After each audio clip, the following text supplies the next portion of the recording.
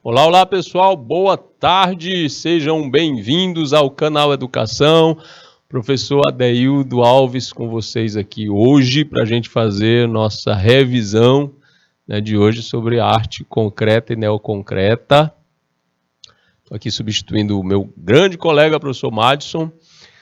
Bom, a arte nas décadas de 60 e 70 no Brasil tem toda uma característica, própria por causa mesmo da situação político, social e econômica do país naquela época. E para a revisão de hoje, a gente escolheu esse ponto aí de arte concreta e neoconcreta porque é um desses parâmetros da arte da década de 60, é a mais pungente, é a que mais aparece também, uma das mais cobradas em avaliações como o Enem. Então vamos lá hoje. Arte concreta, neoconcreta, revisão 24 de setembro, hoje. Olha o roteiro aí da nossa aula. O assunto é esse. O objetivo é compreender os parâmetros das artes visuais brasileiras nas décadas de 60 e 70. E a gente vai fazer a exposição do conteúdo e resolver questões no final. Vamos começar então? Concretismo. O que acontece com o concretismo? Croquetismo não, concretismo. Não tem nada de croquete aqui. Ele foi um movimento artístico, pessoal, e cultural que surge na Europa em meados do século XX. 1950, 60 mais ou menos. E ele visava uma criação de uma nova linguagem, uma arte abstrata. Espera aí, professor, mas a arte abstrata não já existia? Já. A linguagem abstrata do concretismo é que é nova. A gente vai entender melhor esse processo aí, no passar da aula. Esse movimento de vanguarda influenciou as artes literárias, influenciou as músicas e influenciou as artes figurativas também. Aí no exemplo, uma pintura estruturalizada, concretista, abstrata. Qual a diferença entre abstracionismo, e concretismo? Os dois são abstratos. Primeiro de tudo, pegando aqui uma caneta vermelha. Primeiro de tudo, os dois são vanguardistas. Vanguarda, aquilo que vem antes, que é pioneiro, que age primeiro. Vem do francês avant-garde, que significa a tropa que está na frente da guarda. São os batedores, são aqueles que estão lá para explorar o caminho, explorar o território antes que todo mundo chegue, para saber primeiro. Então, o vanguarda é experimento, é pioneirismo, certo? Depois elas são abstratas, as duas são abstratas. Só que uma tem um processo e a outra tem outro. O que é abstrato? Abstrato é a representação de uma ideia, muitas vezes pode ser a representação de uma forma mesmo, conhecida, como a gente vê na natureza, mas ela tem uma carga subjetiva que é transformada numa imagem objetiva. Tem uma carga subjetiva que é transformada numa imagem objetiva. Subjetivo transformado no objetivo. Então, a linguagem imagética do abstrato vai ter suas cores, formas e texturas distantes das cores, formas e texturas da realidade tal qual a gente vê na natureza. Então, as duas são abstratas nesse ponto, tá bom? Por que o abstracionismo, a arte abstrata do início lá, aquela do Mondrian, do Vassily Kandinsky, do outro russo lá, minha gente, Kazimir Malevich. O que essa arte abstrata tem de diferente do concretismo? Primeiro é que a arte abstrata desse pessoal que eu falei, os primeiros, eles vão partir de uma ideia subjetiva para a construção abstrativa de uma ideia objetiva. O Vassily Kandinsky, por exemplo, pintava o que ele sentia quando ouvia música. Então é muito subjetivo isso, você sentir algo ouvindo música. E transformar numa ideia imagética objetiva é transformar aquilo numa imagem que não tem nenhuma relação com a natureza real como a gente conhece. Inclusive, o Kandinsky era um abstracionista expressivo, tanto que o abstracionismo dele era conhecido como um abstracionismo informal. Já o Pierre Mondrian, por exemplo, e o Kazimir Malevich usavam uma linguagem mais formal, mais lógica, mais cientificista, né, de construção com figuras geométricas. O Pierre Mondrian mais organizadinho, como é o caso desse exemplo aqui, que não é do Pierre, mas é um exemplo estruturalizado. E o Kazimir Malevich mais solto, com as peças, com as figuras geométricas mais jogadas. Mas todos eles partiam dessa ideia subjetiva para construir algo objetivo através da imagem. O concretismo não passa por uma construção através do subjetivo. Ele já é objetivo por natureza. Ele não está aqui representando nada além do que é de verdade. A forma pela forma, a cor pela cor, a linha pela linha, a textura pela textura e acabou. Só reforçando. Pierre Mondrian começou a pintar um pé de maçã e foi abstraindo esse pé de maçã até transformar ele todinho num quadro onde só tinha quadrados e retângulos, pretos, brancos, um vermelho aqui, um amarelo acolá, um azul ali e alguma tonalidade de cinza. E ele chamou esse quadro de macieira florida, macieira em flor. Então ele traz todo um processo subjetivo, representativo, figurativo, para uma imagem exclusivamente geométrica. Ainda assim, ele parte de uma ideia subjetiva.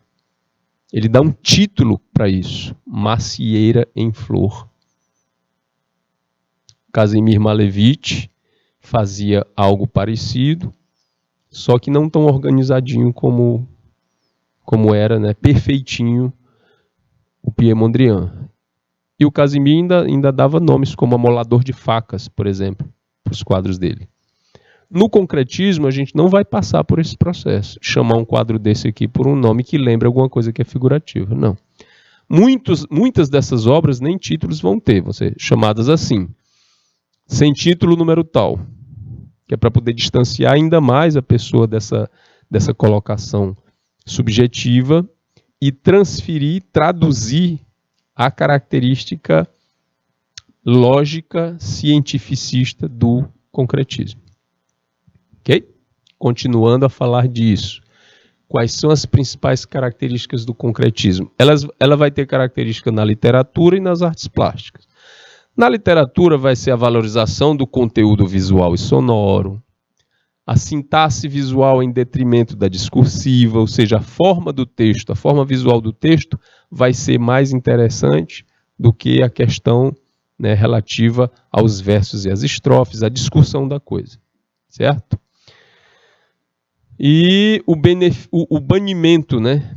Eu ia lendo benefício, meu Deus, o banimento da estrutura formal, como os versos e as estrofes, né? Essa estrutura formal vai ser abandonada.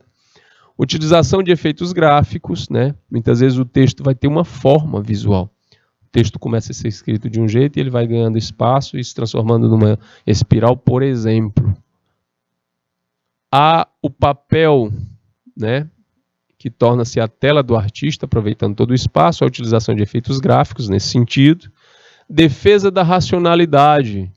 Então, é um texto enxuto, objetivo, que fala o que é, aquilo que é e pronto. Aversão ao expressionismo. Ninguém vai ver num poema concreto algo do tipo: tanto do meu estado me acho incerto, que em vivo ardor tremendo estou de frio, sem causa juntamente choro e rio, o mundo todo a barco e nada perto. Do Camões. Não, ele não vai ouvir isso. Vai ouvir coisas do tipo: sento, calo, emudeço. Pronto. Palavras diretas, jogadas, estruturalizando a forma. Aversão completa ao expressionismo. E rejeição ao acaso e à abstração lírica. Vai ser a coisa, do jeito que eu falei, dita pelo que está dito, representado pelo que está representado, ok? E nas artes plásticas, como é que o concretismo vai se apresentar? Primeiramente, buscando a precisão nas formas. Buscando a precisão nas formas. Nada de forma que não seja precisa, matemática, geométrica, perfeitinha. Nada disso, ou isso, ou coisas com sinuosidade, espiralada. A forma precisa. A forma precisa. Aí a gente vai ver aí no exemplo essa forma precisa. Tem um quadrado com fundo cinza claro e quadrados menores sobre esse fundo cinza claro, preto. Forma e cor. É só isso que o concretismo precisa. Forma e cor. E aqui a gente está vendo isso, né? Forma e cor aqui, nesse primeiro quadro. Beleza? Adiante. No Brasil, o concretismo vai aparecer através do suíço Max Biel. Eita. No Brasil, esse movimento vanguardista chega por volta de 1950. E o Max Biel é um dos precursores do movimento, ao lado do russo Vladimir Mayakovsky. Eita, quase não falo. Vladimir Mayakovsky. Outro russo, né? Parece que a Rússia tem uma participação interessante, né, nesse ativo da arte concreta, do abstracionismo, né? A gente viu 2 nomes de russos quando eu estava falando de abstracionismo, e agora um outro russo aí no concretismo. Mas isso é normal, de boa, tá? E o Biel tá aqui, lembrei do meme, né? Bora, Biel! O Biel popularizou. Que Biel, professor? Esse aqui, ó, do Max Biel, o suíço que trouxe.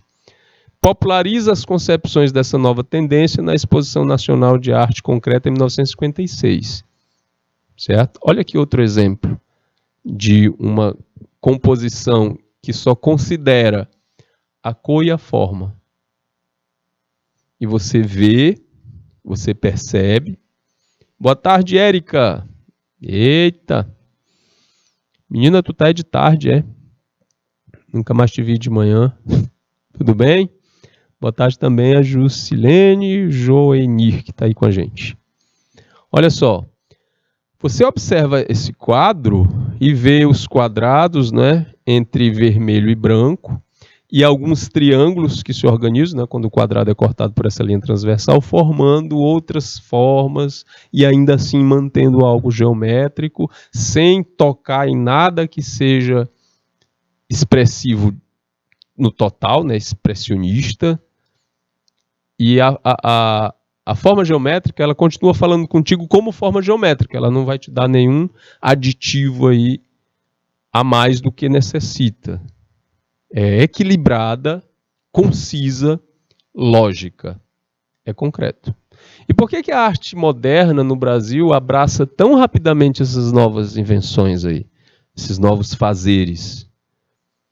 Bom, a gente tem que considerar o que aconteceu na história brasileira em termos de consumo de estética, certo? A Érica está respondendo o que eu perguntei para ela. As aulas delas presenciais voltaram, aí está acompanhando as aulas no canal à tarde. Ah, tá certo. Pois tá bom então, felicidades aí para você nas suas aulas presenciais, certo? Qualquer coisa, vira e mexe, eu estou por aqui à tarde também. Viu, gente? Você tem que considerar a história desse consumo estético brasileiro a partir da questão colonial, certo? Valeu, Érica, obrigado. Foi a minha primeira experiência, foi ótimo também lá. Ou seja, quando a gente vê o século XVII recebendo o barroco, século XVIII, recebendo o barroco, aliás, século XVIII. Já 100 anos depois que o barroco não era mais moda na Europa, e fazendo do barroco, certo? Vou tentar, Érica, vou tentar. O pessoal me chamando, eu vou, certo? Então, a nossa referência vai ser toda barroca por muitos anos. Até o bonito do Dom João VI ficar com receio de encarar o Napoleão e vir de mala e cuia para cá, para o Brasil, em 1808. Porque foi o que aconteceu. Os outros monarcas europeus, assim, com a mão na cabeça, meu Deus, ele vai embora mesmo. E o Dom João, ó, picou a mula, veio para cá, deixou a população sozinha lá, e veio, e trouxe a corte toda. E com ele, o que veio? Necessidade de inovação. Ainda era o barroco aqui. Nossa referência era toda barroca. Deve ser por isso que nós somos muito de enfeitar as coisas. Tudo nosso é uma florzinha, uma voluta, um riscado, bota mais cor, bota mais isso, bota mais textura, porque a gente ainda é muito expressivo nessa coisa da suntuosidade barroca. Aí vem o neoclássico em 1816, através da missão artística francesa que o próprio Dom João manda trazer da França. Olha só, ele foge do governo francês, mas ele manda trazer da França as referências. Por quê? Porque quem mandava nisso era a França, certo? A estética toda era francesa. E aí a gente abraça o neoclássico. Essa referência é toda europeia, não é nossa. A partir do século XX, 1922, com precisão, é que o Brasil começa a dizer assim, eita lelê, a gente precisa de uma arte que seja assim, olhou para ela, viu o Brasil. E onde é que a gente vai beber? Em qual fonte a gente vai beber para poder construir uma coisa nossa? Está sendo feito, a galera olhou e disse assim, está sendo feita uma coisa bem bacana na Europa agora, que é um troço chamado de vanguarda, tem uns expressionismos, uns cubismos, uns surrealismos, umas coisas interessantes, que o Brasil já tinha pego, já tinha visto, aliás. A Anita Malfatti trouxe, em 1917, uma exposição, né, de obras baseadas nessas vanguardas. E a bichinha foi achacoalhada, enxotada mesmo, assim, sai daqui, que tu tá fazendo não é legal. Onde já se viu a nossa cultura, não é? Barroca, neoclássica. Não pode, tá doida? O escritor do Sítio do Pica-Pau Amarelo, quando eu falo assim, é porque eu esqueço o nome da criatura. Já eu lembro. Ele só nos chamou a bichinha de gente. Em 1913, antes da Anita Malfatti, o Lazar Segal tinha trazido para cá uma experiência assim.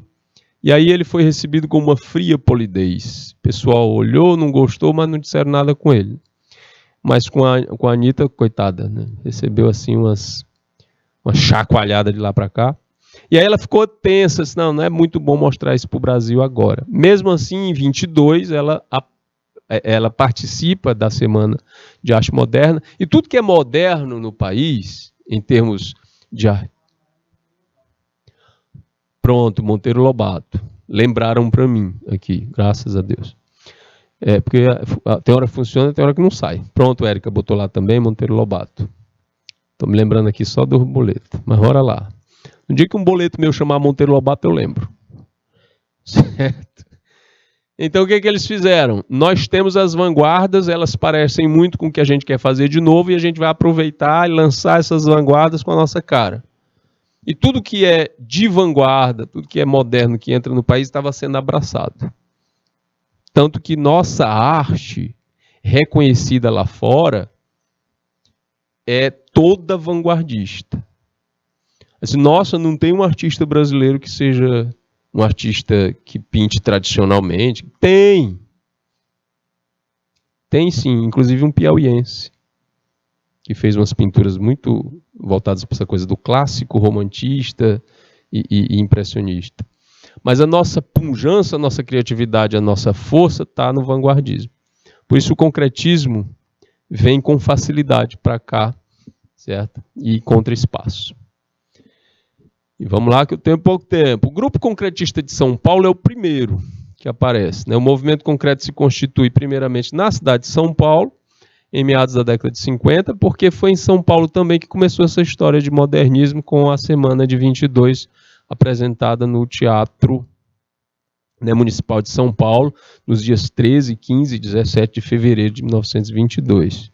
portanto, já fez nesse ano, um século, né? 100 anos aí de existência, de acontecida.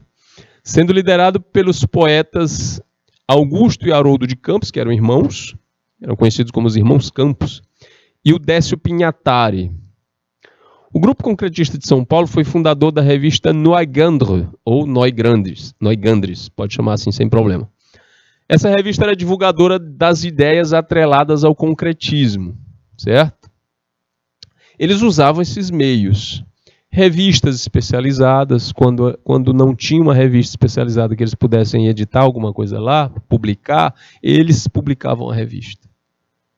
E quando eles não tinham como fazer isso, eles usavam o jornal. O jornal tinha uma revista hebdomadária, ou seja, uma revista semanal, aos domingos, inserida no caderno do jornal, era um caderno específico, chamado caderno era um caderno dominical, né, de variedades. Aí tinha agenda artística, de cinema, de fotografia, de poesia, de saraus, de festas, certo? De organizações culturais na cidade. Aí ou era publicado em revistas assim, como a Neugandre, ou era publicado no caderno dominical do jornal. O Grupo Concretista de São Paulo, né, fundou uma revista para eles, em 52, no ano que Teresina fazia 100 anos. Tá vendo? Eu lembro de umas coisas, mas não lembro do nome do Monteiro Lobato. Mas acontece. E essa revista vai ser divulgadora dessas ideias atreladas ao concretismo. Essas ideias são aquelas que eu apresentei aqui: busca da precisão nas formas, uso de formas abstratas, influência do cubismo, união entre forma e conteúdo, defesa da racionalidade, lógica e cientificismo. Racional, lógico e cientificista, forma e conteúdo, influência do cubismo. Cubismo, aquela vanguarda, não é? Lá do Picasso, do Pablo Picasso. Lembram dele? Vamos adiante. Só que assim, a gente está no Brasil. E o Brasil, em termos culturais, a gente até que suporta uma certa sisusidade. Eita, que eu invento palavra. Coisas sisudas, lógicas demais, certo? Toda comportadinha. A gente acaba descomportando isso aí. Aí vem uma nova linguagem concreta, que vai ser chamada de neoconcretismo. Mas por que isso acontece assim, professor? Gente, a gente muda tanta coisa. Os italianos inventam a pizza, aí chega aqui, a gente bota o que nela? Uma borda recheada de catupiry. O japonês inventa o sashimi e o sushi, e a gente, o que a gente faz? A gente frita esse troço, ou bota ele com fruta caramelizada. A gente dá o tchan da gente, nós somos soltos, nós somos criativos, a gente precisa de expressividade. E é exatamente por causa dessa característica que um pessoal no Rio de Janeiro, certo, funda um movimento chamado neoconcreto, ou neoconcretismo. Neo de novo, certo? Lembra desse prefixo do latim, né? Neo significa novo. Eles colocaram assim. Foi um movimento que surgiu lá no final da década de 50, no Rio de Janeiro, e ele vai surgir como reação ao movimento concretista criado em São Paulo. Então, apesar do concretismo vir para cá do jeito que veio, ele é transformado no Rio de Janeiro pelo movimento neoconcreto e vai ter muito mais, né, expressividade a partir daí do que o concreto exatamente. Mas eles não vão ficar assim muito diferentes não. O que o neoconcretismo vai trazer de inovação vai ser mais essa questão da participação do público na peça. E a gente vai entender melhor como é que isso se deu quando eu estiver falando de Lígia Clark e Lígia Pape. Tá? Já a gente vai falar delas. Bom, com isso, o Manifesto Neoconcretista vai ser publicado, olha lá, no suplemento dominical do Jornal do Brasil de 23 de março de 59. Eles vão usar o jornal, né, a revista dominical do jornal, para editar, para publicar o seu Manifesto Neoconcretista. Esses neoconcretistas, ou concretistas cariocas, acredito que a arte não pode ser considerada como um mero objeto, tal qual consideravam os poetas paulistas. De forma que, para eles, a expressividade estava acima da forma. tem que ser expressivo. Dá para você ser expressivo usando só um quadrado vermelho, por exemplo? Olha, eu costumo dizer que uma pessoa que olha para um quadrado vermelho e se emociona, ela precisa ser estudada, essa criatura, certo? Já não é mais nem canceriano uma pessoa dessa. Imagine ver uma obra dessa aqui e chorar. Sabe o que é expressividade? É você olhar para um Caravaggio, né, do barroco italiano, e ficar emocionado com a profusão de cor, luz, dramaticidade e experiência daquilo que o Caravaggio traz enquanto leitura da realidade, movimento, sabe? O dramatismo, aquela coisa toda, a teatralidade. Outra coisa é você olhar para esta figura e tirar daí algum sentimento. E não é para ter mesmo, porque a linguagem dela não é para isso. Se você se emociona com isso daqui, procure um psicólogo, procure ajuda. Você está precisando, você está muito sensível, tá? Procure alguém para lhe ajudar, porque não é para despertar. Mesmo assim, o pessoal lá do Rio acreditava que essa forma tinha que ter alguma expressividade, certo? E essa expressividade vai ser encontrada por eles através das obras que a gente vai apresentar aqui para explicar melhor. Bom, para tanto, eles vão criticar essa tendência racional, positivista, dogmática e técnico-científica do concretismo ortodoxo paulista. Ok? Então, eles vão trazer essa crítica. Bom, no período de 59 a 61, os artistas que mais se destacaram e participaram da primeira exposição de arte neoconcreta vão ser Ferreira Goulart, Lígia Clark, Reinaldo Jardim, Theo Spanucci, Sérgio Camargo, Amílcar de Castro, Franz Weissmann e Lígia Pape. Nós vamos destacar aqui, a partir desse momento, o trabalho de Lígia Clark, Amílcar de Castro e Lígia Pape. Mas, antes de começar a falar deles, deixa eu falar alguma coisa aqui do Ferreira Goulart, que é um cara que disse uma coisa extremamente interessante quando perguntaram para ele o que é arte, certo? Pronto, a Érica está dizendo que semana passada fez uma questão do Enem, né, sobre ele. O Ferreira Goulart disse assim: a arte existe porque a vida não basta. Aí só colocando isso a gente entende, epa. Então, por mais que eu diga que eu não vivencie arte, por mais que eu perceba que a arte está alienada de mim, eu não posso negar que ela está mais próxima do que eu imagino. Por quê? Porque você acorda de manhã, você toma banho, você se penteia, você escolhe uma roupa, você veste uma roupa que te agrada por causa da cor, da textura, do tipo de tecido, o calçado que você usa, os paramentos, né, pulseira, relógio, cordão, maquiagem, chapéu, se usar chapéu, penteados, cortes de cabelo.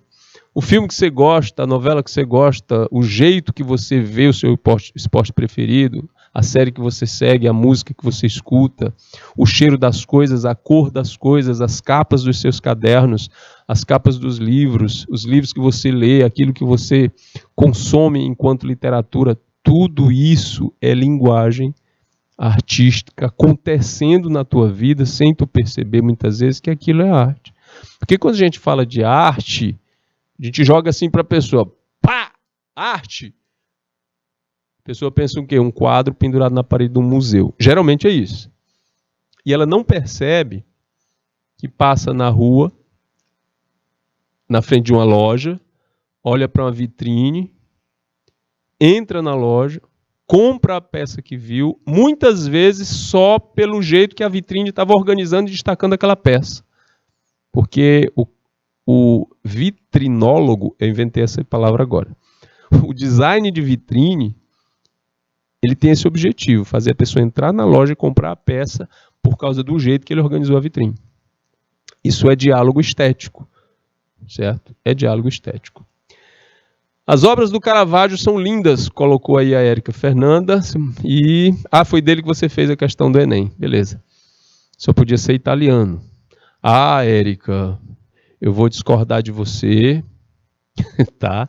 Os italianos são esplêndidos na época do Renascimento e tudo mais, mas tem muita gente boa fora da Itália fazendo coisa interessante também. Certo? Mas naquele tempo e naquela proposta, pronto, só podia ser italiano, porque eles realmente, os italianos na questão do barroco, eles mandaram e desmandaram. Ok? Aí o Ferreira Goulart diz, a arte existe porque a vida não basta. Se você vivesse sem arte absolutamente, a gente não procurava estilo, a gente vestia saco de açúcar e estava ótimo. Usava as sacas de açúcar, pegava o pano, fazia uma roupa e acabou-se. Não tinha essa história de estilo. Ok? Em resumo, as ideias dos autores neoconcretos, a Lígia Pape acrescentou, abre aspas, nós nos separamos do Grupo Concreto de São Paulo porque eles queriam criar um projeto de 10 anos de trabalho para o futuro. O Grupo do Rio achou que era racionalismo demais. Se passar 10 anos projetando um negócio... Não. Nós queríamos trabalhar com a intuição, mais soltos. Olha aí, intuição, criatividade, trabalhar mais soltos, mais livres. Embora considerando as características lá do concretismo. Certo? Certo. Vamos analisar logo aqui o trabalho do povo, Ligia Clark, da pintura aos objetos tridimensionais. Essa moça, que nasce em 1920 e deixa esse plano em 1988, foi uma pintora e escultora brasileira de arte geométrica. Aí ela abdica, ou seja, ela dispõe, deixa para lá, o rótulo de artista. Ela não gosta de ser chamada de artista, não gostava. Eu não sou artista, eu exijo ser chamada de propositora, era assim que ela colocava. Porque ela propunha, na visão dela, né, ela propunha uma experiência visual, tátil, sensitiva. O trabalho da Ligia Clark vai organizar os parâmetros da real arte neoconcreta, daquilo que eles buscavam. Quando eles diziam que queriam ser mais intuitivos e mais soltos, eles estavam procurando exatamente essa questão que a Ligia Clark, juntamente com trabalhos também da Ligia Pape, vão atingir aí na arte neoconcreta. Lígia Pimentel Lins, conhecida como Ligia Clark, que é o sobrenome do marido, né? Nasceu em Belo Horizonte. Hoje em dia não tem mais essa história, né? A mulher ela pode escolher não ficar com o nome do marido. Isso aí já é uma quebra bastante importante dessa questão aí do patriarcado, né? No meu caso, nem que eu quisesse, porque eu sou Silva, a moça com quem eu fui casado também era Silva, então era trocar o Silva pelo Silva, não dá. Ficou do mesmo jeito. Então, ela pegou o Clark do marido dela. Ela nasce em Belo Horizonte, Minas Gerais, em 23 de outubro de 1920. Aí, em 1947, já casada e com 3 filhos, ela mudou-se para o Rio de Janeiro e iniciou-se na arte da pintura sob a orientação de ninguém menos do que o artista plástico Burle Marx. Eu acho que você já ouviu falar deste Burle Marx, na questão lá do paisagismo. Sabe o que é paisagismo? Sabe, você não está lembrado talvez. O paisagismo é uma proposta artística de projetos, né, de construção de parques e jardins. Isso mesmo, o paisagista conhece as plantas, a flora do local, para construir jardins que são característicos, que são direcionados para uma construção, para uma obra, para um condomínio, alguma coisa assim. O paisagista faz isso. O paisagista de vergonha, de verdade, ele respeita a flora local. Então dá sim para fazer um jardim bem bacana, bem bonito, bem representativo, com a flora daqui, Teresina, Piauí, Brasil, do que a que a gente vê nesses condomínios que chega, rapa tudo, constrói o condomínio, depois vai plantar grama e cipreste europeu para morrer seco entre agosto e dezembro no BR-Obró. Ou ficar bebendo, né, a água demais nesse período. Tem pena. Então o Burle Marx fez o quê? Aqui em Teresina ele tem 2 projetos importantes. O projeto, né, do paisagismo da Praça Monumento da Costa e Silva, a Praça Monumento que homenageia o príncipe dos poetas piauienses, da Costa e Silva, aquele que escreveu Saudade, saudade, olhar da minha mãe rezando e o pranto lento deslizando em fio, saudade, amor da minha terra, o rio, cantiga de águas claras soluçando.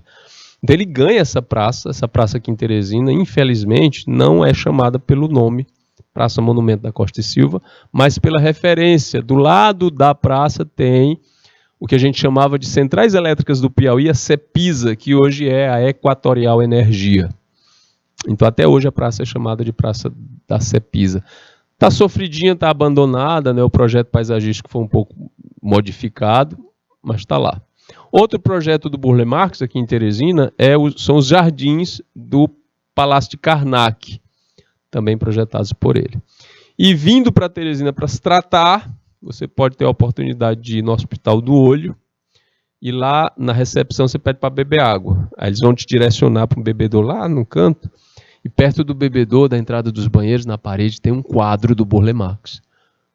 Um quadro dele assinado. Do ladinho tem um quadro também do Alfredo Volpi. Eu já falei para vocês que as clínicas aqui em Teresina são verdadeiras galerias, né? Então, vamos lá. Ela estudou com ele, com o Burle Marx. Deixa eu deixar de viajar e explicar as coisas aqui. Em 1954 e 57, ela desenvolve uma pintura construtivista, com o uso de branco e preto, com tinta industrial. Não é essa daqui eu coloquei para dar uma figurada aqui no texto, eu vou já mostrar elas. Mudou a natureza e o sentido dos quadros, estendendo a cor até a moldura, né, anulando a moldura, ou até mesmo trazendo ela para dentro do quadro. É o que a artista denominou de linha orgânica. É dessa época a série de telas planos em superfície modulada, né, obras em composição de tinta industrial sobre madeira. E no ano seguinte as telas foram apresentadas na Bienal de Veneza, essas 2 telas aqui, apresentadas na Bienal de Veneza. Interessante, né, Érica? É isso. Aí quando você vê essas telas, você para e pensa assim, nossa, que interessante, que bacana, eu faria igual. Alguns vão dizer, eu fazia igual. Claro, eu também faria. Mas só que assim, cadê eu no momento de fazer? Cadê eu na década de 50 inventando e pesquisando coisas novas, formas novas e materiais novos para uma arte diferenciada? Poxa, eu não estava no local certo, na hora certa, fazendo o que era certo. Então, gente, cada um faz aquilo que deve fazer na hora que deve fazer. Certo? E se você quer realmente mudar alguma coisa e fazer diferente, cuida, menino, cuida, menina. Vai lá pintar, vai desenhar, vai estudar, vai pesquisar e vai propor coisa nova. Quem sabe daqui a alguns anos, né, a sua inovação na escola artística vai estar sendo estudada. Não? Como revolucionário. Vamos lá. E eu estou dizendo isso porque quando a gente olha para essas imagens, a gente acha realmente simples, a gente tem uma carga muito pesada na nossa compreensão sobre arte, desde crianças, de que arte é uma coisa que deve ser difícil de fazer, certo? Aí o que a Erika está colocando aqui, parece tão fácil, né? Pena que só algumas pessoas se destacaram. Mas é isso. Você pode até fazer, parece fácil de fazer, mas se você fizer de novo, não vai ter o mesmo impacto que já teve. E você vai estar sendo impulsionado por uma coisa que já aconteceu. Aí não é original. E uma das características principais da arte é ser original, inovadora, certo? Aí a Lígia Clark ficou famosa, ricaça por causa disso? Não. É outra visão também um pouco errada, né? Você dizer que vai jogar um bocado de tinta no quadro, vai ficar famoso e rico por causa disso. Não é assim que funciona, não. Vai por mim. Eu já tentei. Em 1964, Lígia Clark lecionou no Instituto Nacional de Educação de Surdos, o INES. Entre os anos de 60 e 64, criou a série Bicho, esculturas metálicas, geométricas, que se articulavam por meio de dobradiças, onde buscava a participação do público, que era isso aí que a gente está vendo. Era não, é. A Lígia já foi, mas as obras dela ficaram. São peças triangulares unidas por dobradiças, certo? Que vão dar a opção para o observador não apenas fruir na observação, mas tocar na peça, modificar, participar. Então, a participação do observador na arte, no processo, vai ser uma busca dos neoconcretistas, principalmente Lígia Clark e Lígia Pape. Beleza?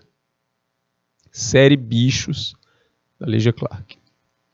Entre outros trabalhos da artista, destaca-se a exposição Nostalgia do Corpo, de 68, que permite ao público sentir coisas simples, como o sopro da respiração e o contato com uma pedra na palma da mão. A Casa é o Corpo, Labirinto, né, dentro da Nostalgia do Corpo, tem essa peça chamada A Casa é o Corpo, Labirinto. É uma estrutura de 8 metros que possui 2 estruturas laterais e o centro é um grande balão de plástico com as extremidades fechadas, com elásticos, onde as pessoas podem percorrer e ativar diversas sensações. Essa aqui. Então, para que essa busca e essa preocupação da Lígia Clark com essa história das sensações? As pessoas das grandes cidades e no Brasil, São Paulo, Rio de Janeiro, Belo Horizonte, Porto Alegre, Recife, Fortaleza, já eram cidades com um espaço urbano muito diversificado, muito grande. Então eles já estavam tendo uma vivência já distante das tradições rurais. O corre-corre das pessoas era imenso. Teresina está vivendo isso agora. Tem criança, que são minhas alunas, que nunca viram um pé de tomate, por exemplo. Não sabe de onde é que vem. Tem gente que acha, tem menino que acha que ovo é fruta. Parece piada, mas não, é verdade. Então, esquece-se de parâmetros simples, sensitivos. A arte interativa, exatamente, Érica. Como tocar numa pedra, sentir a pulsação da respiração. Então, ela dá essas experiências para as pessoas. De volta ao Rio de Janeiro, ela se dedica ao estudo das possibilidades terapêuticas da arte sensorial e dos objetos relacionados, passa a dar consultas terapêuticas particulares entre 78 e 85, considerando seu trabalho definitivamente alheio à arte e próximo à psicanálise. A obra dela ganha reconhecimento internacional com retrospectivas em diversas capitais nacionais e internacionais, e aí ela vem a falecer no Rio de Janeiro no dia 25 de abril de 1988. Outro que se destaca nessa aventura neoconcreta é o Amílcar de Castro. Tem aqui um breve histórico da linha de tempo dele, né? Em 8 de junho de 1920 ele nasce em Paraisópolis, Minas Gerais, filho do desembargador, eita, minha língua hoje está enrolada, desembargador Amílcar Augusto de Castro e Maria Nazaré Pereira de Castro. Por causa do trabalho do pai, ele fica de cidade em cidade até definitivamente se instalar em Belo Horizonte em 1935. Aqui o rapaz, aqui a obra do rapaz. Estruturas imensas, pesadas, de aço, certo? Que, pelo jeito que são organizadas, soldadas e montadas, ganham uma certa leveza. Entre 71 e 90, ele ganha a bolsa da Fundação Guggenheim mais uma vez, não foi só uma vez. Retorna ao Brasil e decide morar em Belo Horizonte. Inicia carreira como professor, vai dar aula de escultura e artes na Fundação de Arte de Ouro Preto e na Escola Guinard, onde ele é diretor. Durante muitas décadas, né, durante as décadas de 70 e 80, leciona escultura, desenho, teoria da forma e composição na Faculdade de Belas Artes da Universidade Federal de Minas Gerais. E em 1990 ele se aposenta como professor. Está perto.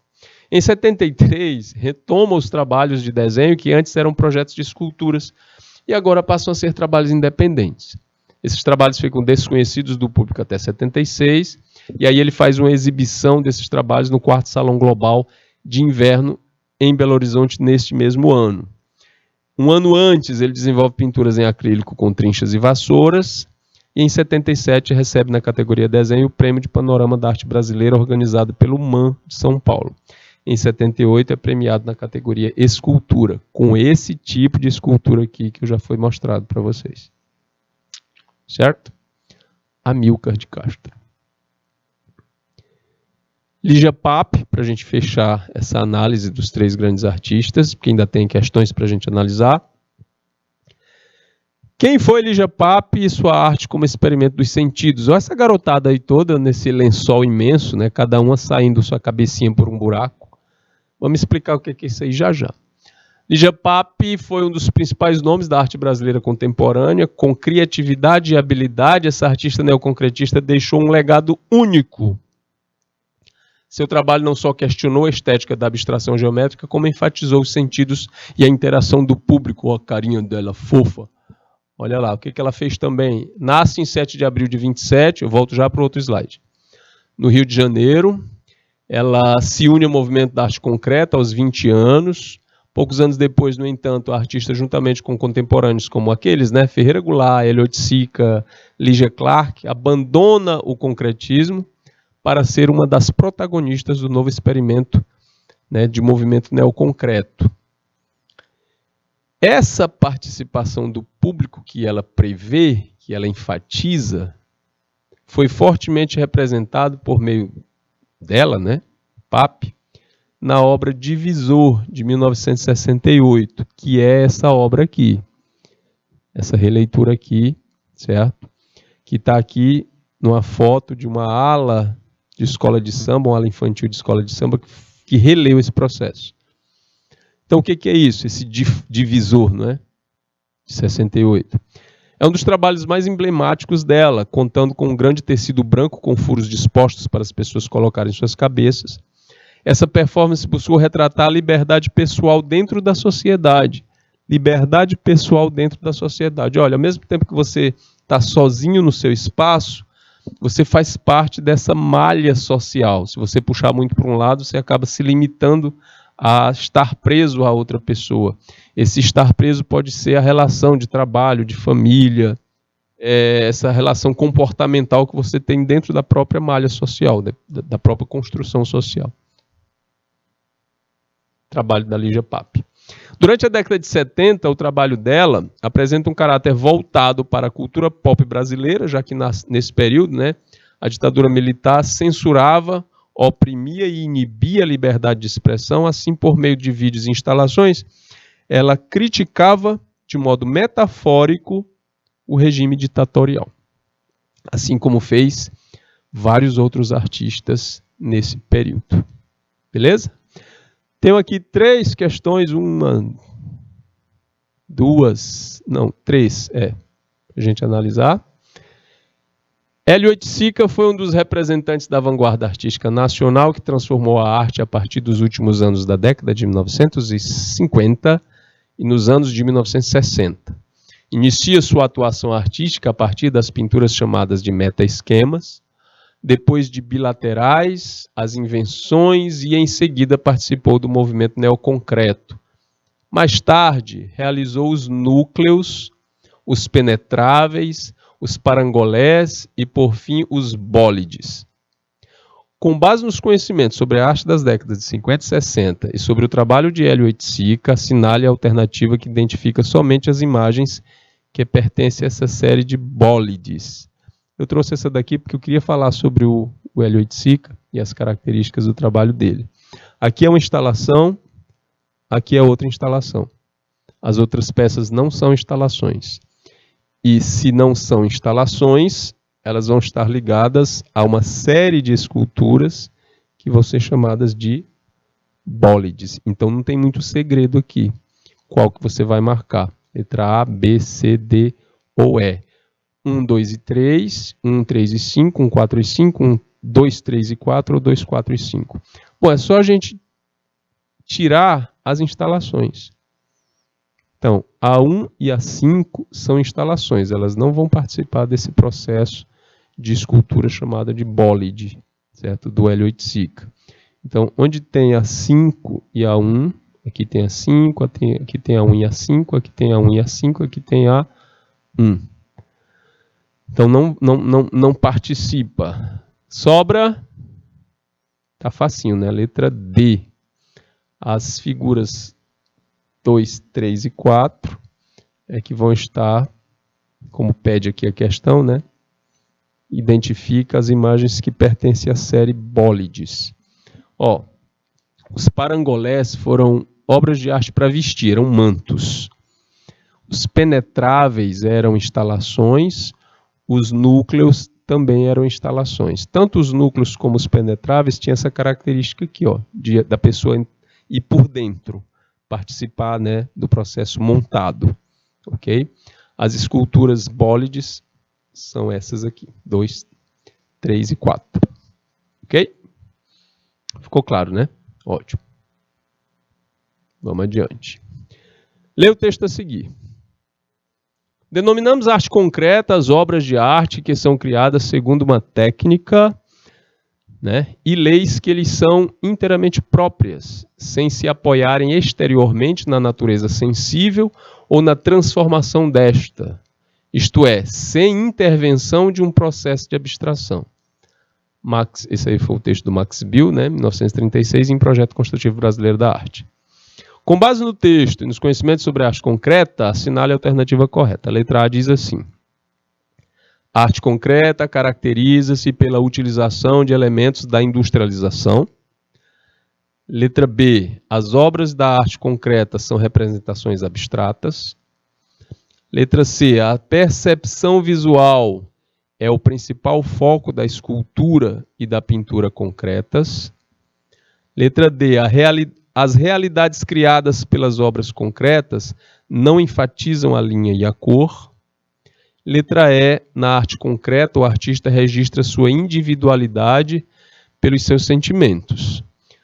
Bom, o que for aqui de sentimental, expressivo e originalmente abstrato, não vai encaixar na arte concreta. Espera aí, professor. Como assim isso aqui não é abstrato? Calma lá, eu expliquei lá no início a diferença entre abstrato e concreto, certo? O abstrato, que tem uma essência subjetiva para uma linguagem objetiva, e o concreto, que já nasce de uma linguagem objetiva. Ele não passa por uma questão abstrata lá na essência. Ele já vem apresentando uma questão já concreta, como o próprio nome diz. Então, letra E. Na arte concreta, o artista registra individualidade pelos seus sentimentos? Não. As realidades criadas pelas obras concretas não enfatizam linha e cor? Enfatiza sim, linha e cor. Aliás, são elementos necessários. A percepção visual é o principal foco da escultura e da pintura concretas? Sim. O principal foco vai ser a percepção visual. Ele não vai atrás de interpretação, de sentimento. Quem vai procurar isso aí é o neoconcreto. Tá? Sim, então é letra C. Por que não é B? As obras de arte concreta são representações abstratas. O abstracionismo é outra situação. Ela tem uma linguagem abstrata, mas ela é extremamente lógica, né, cientificista, e não nasce de uma linguagem subjetiva para atingir um objetivo, como é a pintura abstrata, por exemplo. E dizer que a arte concreta caracteriza-se pela utilização de elementos da industrialização também não é correto. Portanto, letra C. A percepção visual é o principal foco da escultura e da pintura concretas. Beleza? Vamos à próxima. Observe a imagem. É uma peça do Amílcar de Castro, certo? Um círculo de ferro, né, de metal, de aço, que foi cortado e depois, né, dobrado para ter essa estrutura aí. Cortado, depois dobrado. A escultura do artista construtivista Amílcar de Castro é representativa da arte contemporânea brasileira e tem o traço estrutural marcado por elementos como, ou seja, a estrutura dessa peça, dela, né? A estrutura é marcada por qual elemento? Quais elementos? O corte e a dobra, a força e a visualidade, o adereço e a expressão, o rompimento e a inércia, a decomposição e a articulação. Não decompõe, não tem rompimento aqui no processo de inércia, não tem adereço nem é expressivo, não tem a ver com força e visualidade, mas dentro da questão estrutural, ele foi cortado e dobrado. Então, é o corte e a dobra. Espero ter sido claro na exposição dessas questões. Agradeço demais a participação de vocês. Um abraço a todos. Obrigado, Érica. Obrigado, pessoal todo. Um ótimo final de semana, gente. E até a próxima. Muito obrigado. Tchau.